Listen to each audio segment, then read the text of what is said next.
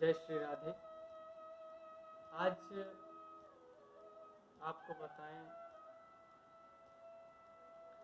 कि जब मनुष्य के पास रुपया अधिक आ जाता है, जब तक उसका काम रहता है तब तक वो भगवान के पास जाता है।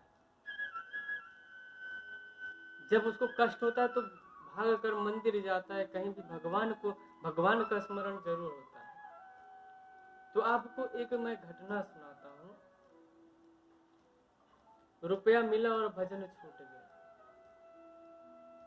एक धनवान सेठ जी की कोठी के नीचे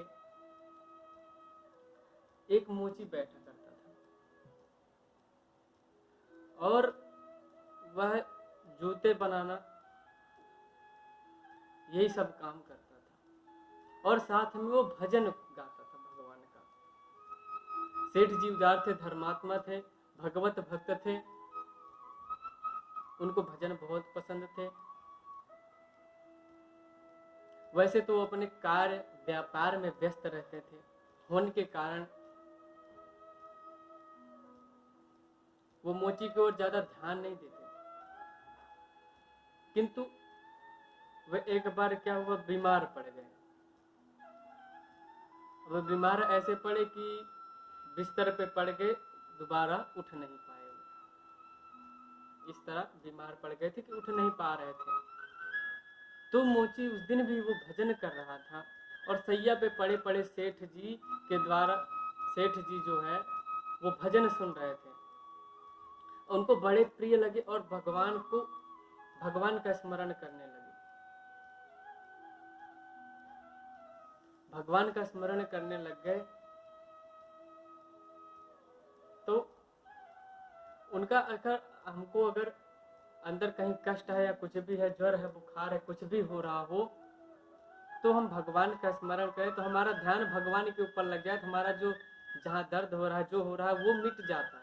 वो पता नहीं चलता, जब ध्यान दूसरी जगह लगा दो तो वो नहीं पता चलता कि हमें कहीं दर्द हो रहा है। तो हमें नहीं पता चला, उनको पता नहीं चल रहा है कि कहाँ दर्द हो रहा है। तो रोग कष्ट बहुत, सेठ जी को भी मोची के भजनों का कष्ट नहीं हो रहा था। इससे प्रसन्न होकर सेठ जी ने उस मोची को बुलाया और उसको 50 रुपए दिए। तब के जमाने में 50 रुपए बहुत होते हैं। उन्होंने उसको 50 रुपए दिए और वह मोची 50 रुपए लेकर के चला गया। अगले दिन आया, सेठ जी के पास आया और सेठ जी ने पूछा, क्या हुआ, आज तुम भजन नहीं गा रहे हो? तो उस मोची ने क्या कहा, सेठ जी मैं इसलिए आपके पास आया हूं, कृपा करके ये अपने 50 रुपए रख लीजिए।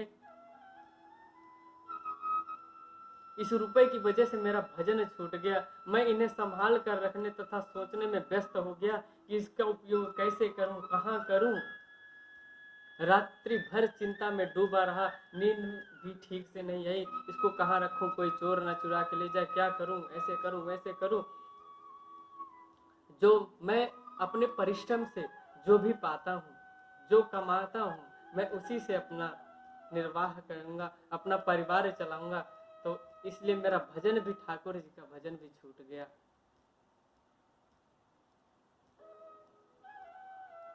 तो मुझे आप ये पैसा आप अपने पास रख लीजिए, मुझे पैसा नहीं चाहिए।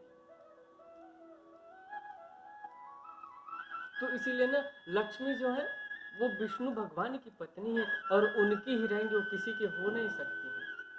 तो लक्ष्मी ज्यादा आ जाए तो सत्कर्म में लगाओ, अपने अच्छी जगह लगाओ, कहीं उसके लिए अच्छा सा वर ढूंढो और उसके साथ वो लगाओ।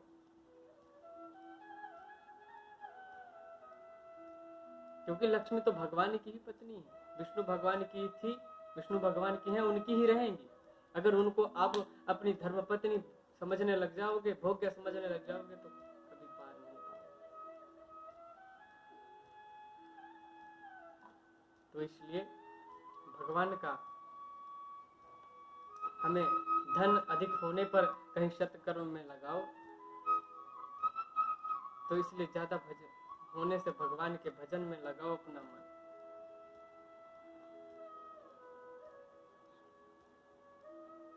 आप सभी को आशा है कि ये बात समझ में आएगी।